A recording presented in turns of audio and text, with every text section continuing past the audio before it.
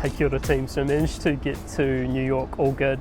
Direct flight was long, but it was actually quite convenient skipping all of the connecting flights, so highly recommend that one. So in terms of this vlog, I was thinking about some ideas on the way over, and after a day or two of looking around, the topic became pretty clear, which was the idea of walking the full length of Manhattan from the northern tip right down to the southern tip. The route I chose went down Broadway, and it totaled about 22 kilometers, so it was actually a pretty long walk. And so starting off in Marble Hill, crossed over this bridge over the Harlem River and ended up in a suburb called Inwood. And so up here generally the real estate is less intensive and there's fewer development projects occurring. That said, after a couple of blocks did spot a large development, which is a 20-story mixed use development containing retail, office and residential. Now these northern neighborhoods are generally Latino neighborhoods, and it was quite cool walking along because you'd hear a lot of Spanish on the street, and you'd just see different things like people selling tamales.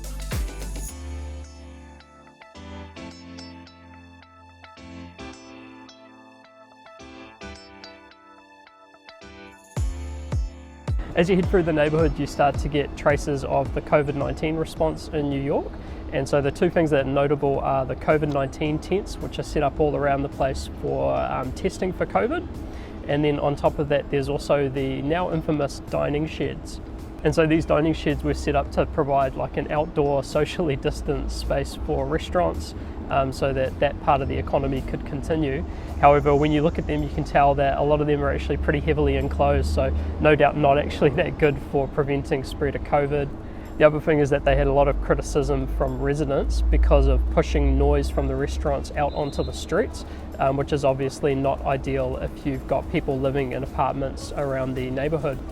Heading further south had the first pit stop for the walk, and this was to get my coffee. Now it was pretty interesting because the day before I'd actually done a similar walk just to sort of do a bit of a scout and test it out, and I'd got a coffee at a place in Harlem and was completely surprised because the coffee cost me about $7.50 US, so possibly the most expensive coffee that I've ever bought. But what I later found out was that your typical price is probably more around $5 for my order, which is of course the oat milk cappuccino when you're in the United States. Now heading back 30 or 40 years ago, Harlem was quite a dangerous neighbourhood. These days, however, totally safe, and I've actually stayed here on a prior trip and really enjoyed it up here. Sort of connected to that is the area has been heavily gentrified, which is actually viewed in a negative way here in terms of the impact on the established communities. So as you walk around, you see lots of things like fancy coffee shops and cute dogs in outfits. Some of the remnants in this neighborhood though is some pretty depressing architecture, and so this particular building here is 3333 Broadway, which is the Riverside Park community. And so this is a series of 5 large residential blocks that are built in a semicircle, and the direction that we're facing is sort of the back end of the semicircle. This was constructed in 1976 and at the time was actually the largest residential complex in the United States. On top of that, in the nearby area, you also see a lot of the housing authority buildings, which are also a sort of reasonably depressing form of architecture as well.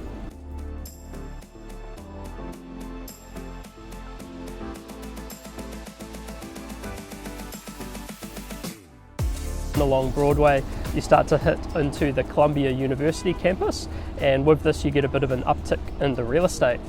This area was interesting in terms of the influence of the university on the local real estate, and I guess the higher level of investment that they were putting into their buildings. Now hitting around 110th Street is pretty much flush with the northern tip of Central Park, and normally through here I'd cut into Central Park and sort of have a walk through the tranquility, but in the interest of checking out the real estate decided to continue down Broadway as planned. Now as you continue, you get into the suburbs of Bloomingdale and the Upper West Side, and these are high-end residential neighbourhoods, and through here you can spot a number of luxury residential projects which have either been recently constructed or are still under construction. And it's fair to say that it looks like there's been an apartment boom in terms of residential development over the last year or two. That said, if you want the top tier of luxury real estate, you're probably going to be heading towards Billionaires Row. And so this is 57th Street, which is on the southern fringe of Central Park. And through here, there's several very tall residential towers, which have some absolutely eye-watering prices, For example, one of the apartments in these buildings at the top is currently being marketed for about 100 million US dollars. Heading further south, you hit Times Square, and honestly this area is pretty overwhelming in terms of the lights, the sound and just the craziness. Very heavy tourist area with a lot of big retailers and general sort of souvenir shops located around the place. The other thing that you'll notice through here is the distinct smell of weed. So recently personal quantities of marijuana have been legalized in New York, and you can definitely smell it around this part of the town.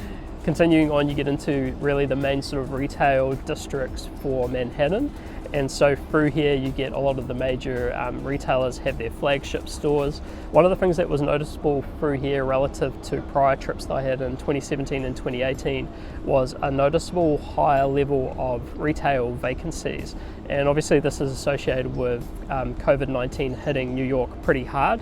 Now that said, there were some signs of recent fit outs and recent deals, but definitely the level of vacancies was elevated. Like, it wasn't extreme, but it was definitely elevated relative to what I'd seen previously, including some really large vacancies, so obviously some larger stores that had left the area. Next up along Broadway, cutting into the Greenwich and Soho area. Now this area was interesting because it had a real sense of like business as usual through here, generally less vacancies from a retail perspective, and just felt like reasonably normal. Through here you also see some interesting developments, generally lower rise, which I assume relates to some sort of height controls through the area, but some interesting architecture and also some quite cool outdoor terraces in play through here.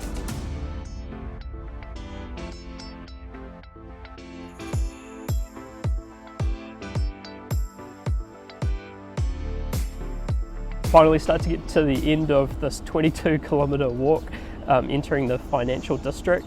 The biggest project that I spotted through here was probably 1 Wall Street, which had some extensive signage up. Now this is a conversion of a 56-storey Art Deco building into residential condominiums. It was pretty interesting, anchored by Whole Foods at the bottom, which seems to be sort of go-to if you've got a high-end development around here. And finally heading well and truly on the home straight at this stage, quick swing past the Wall Street Bull and then down to Bowling Green and Battery Park. I managed to get there just in time to catch the sunset glimpses of the Statue of Liberty. That concluded the walk, and honestly that was a massive walk, 22 kilometres, but well worth it just to sort of see the full scope of Manhattan. In terms of reflections from the walk, big takeouts is not just the scale of the city, but also the diversity and I guess the personality of different neighbourhoods. And through this it was cool to see how the different people change as you walk along, but then also how the real estate responded to that as well. That's it, we'll wrap it up here. So before you go, make sure to smash that like button, subscribe or connect if you haven't already, and we'll catch you next time. See ya, bye.